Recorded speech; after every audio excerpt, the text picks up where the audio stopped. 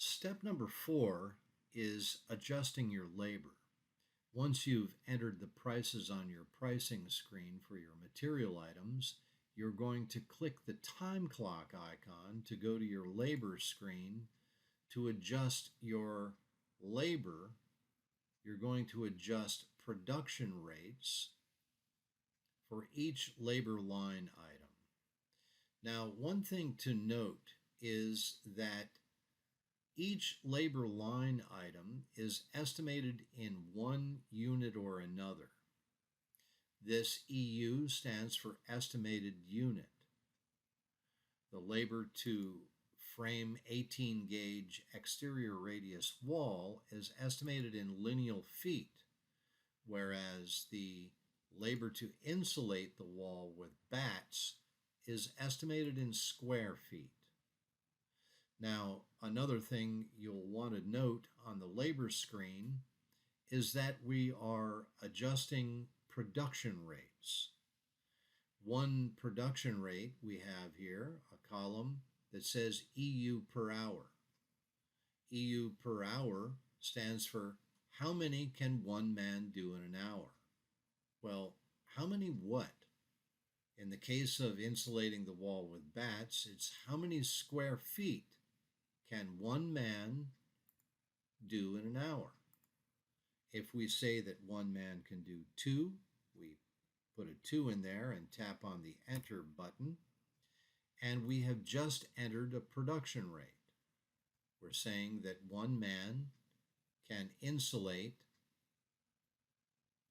2 square feet per hour, and the status indicator has gone green, saying it's good to go.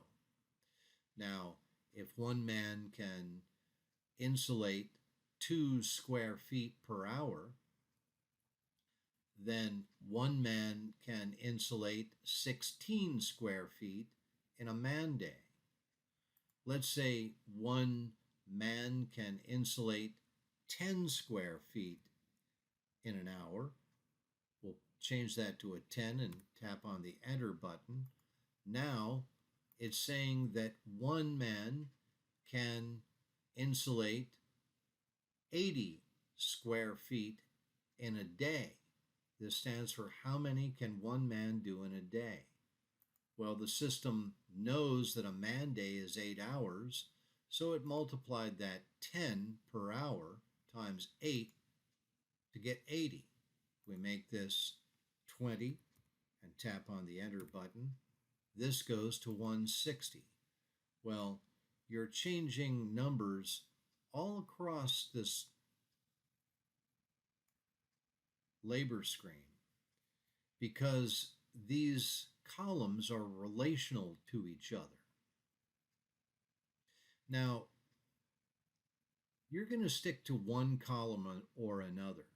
If you happen to know that insulating batts costs $2 per square foot, you just type in enter, or you type in 2 and tap on the enter button, and now it's saying that it costs $2 per square foot to insulate that wall. We've just entered the production rate for this job only. We have not entered a production rate in the database.